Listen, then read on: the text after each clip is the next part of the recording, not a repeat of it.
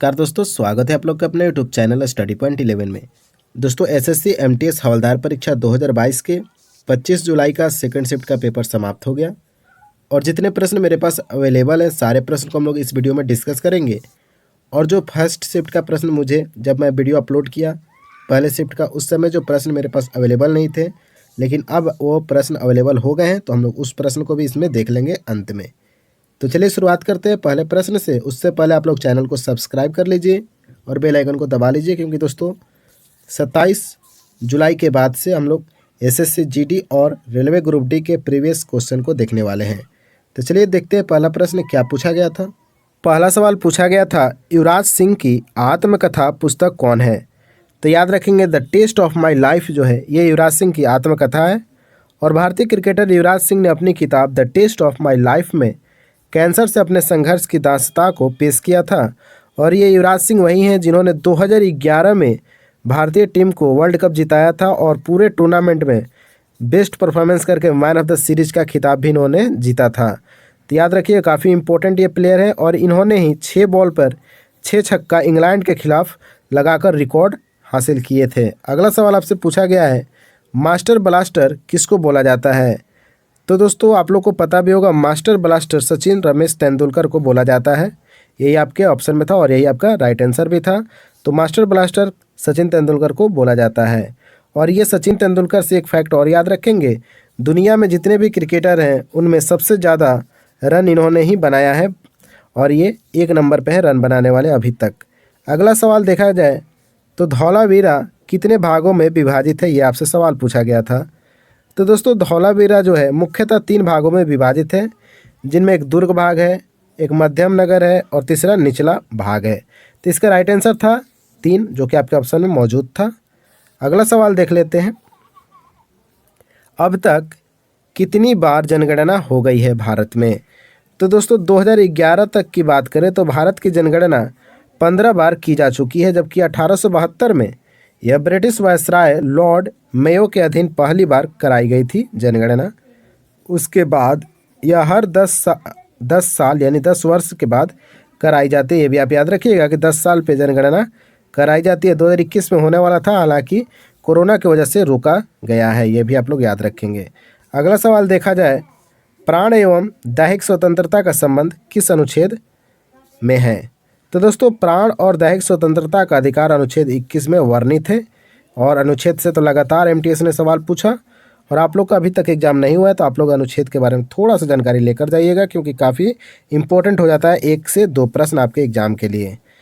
तो दोस्तों भारत के संविधान के भाग 3 मूल अधिकार के अंतर्गत अनुच्छेद 21 सर्वाधिक महत्वपूर्ण अनुच्छेद है।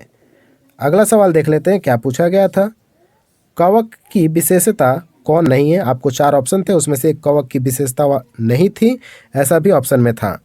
तो ऑप्शन तो स्टूडेंट को याद नहीं रहता है, तो आइए देख लेते हैं कवक की क्या क्या विशेषता है। तो दोस्तों कवक प्रायः परजीवी या मृतजीवी होते हैं, अर्थात यह अपने भोजन के लिए दूसरे जीवों पर आश्रित होते हैं। कवक की कोशिका भित्ति से सेलुलोज और काइटिन की बनी होती है और कवकों में अलैंगिक जनन होता है। ये याद रखिएगा, कवक में अलैंगिक जनन होता है। ये प्रश्न बार बार पूछता है एग्जाम में, जो बीजाणु द्वारा संपन्न किया जाता है। और कवक में कायिक जनन खंडन, विखंडन और मुकुलन द्वारा भी होता है। ये भी आप लोग फैक्ट याद रखेंगे। तो कवक से यही सवाल पूछा गया था। आप लोग कमेंट में बताइएगा कि इसका उत्तर क्या था आपके ऑप्शन में। अगला सवाल आपसे पूछा गया कि बहादुर शाह जफर की मृत्यु कब और कहाँ हुई थी? तो दोस्तों 7 नवंबर 1862 को बहादुर शाह जफर की मृत्यु हुई। और कहाँ हुआ था? तो रंगून में हुआ था, याद रखिएगा। और अंग्रेज़ों ने कैद करके रंगून ले गए थे, अंग्रेज ने किसको? बहादुर शाह जफर को, और जिसकी मृत्यु हो गई 7 नवंबर 1862 में। यही आपसे प्रश्न पूछा गया था।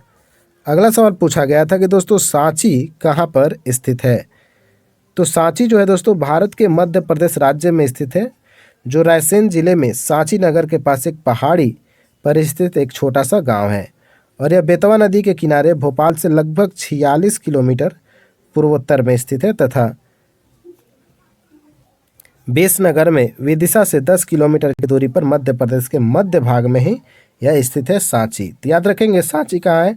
रायसेन जिला, मध्य प्रदेश में। अगला सवाल पूछा गया था कि बिहू नृत्य किस राज्य का है? तो प्रश्न ये सारे रिपीट प्रश्न हैं, तो आप लोग ध्यान रखिएगा, एनालिसिस करके जाइएगा तो आपको ज़रूर 4 से 5 प्रश्न हूबहू देखने को मिलेंगे पेपर में।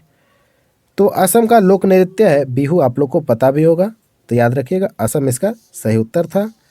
पौधों द्वारा भूमि से जल सोखने की क्रिया को क्या कहा जाता है? ये प्रश्न आपसे फर्स्ट शिफ्ट में पूछा गया था दोस्तों, याद रखेंगे। और यहाँ से हम लोग देखेंगे फर्स्ट शिफ्ट के प्रश्न जो मेरे पास अवेलेबल नहीं थे, लेकिन अब स्टूडेंट के द्वारा प्रश्न भेजा गया तो हम लोग इस वीडियो में डिस्कस कर लेते हैं, क्योंकि एक भी प्रश्न जो भी मिलता है उसको एनालिसिस करना हमारा काम है।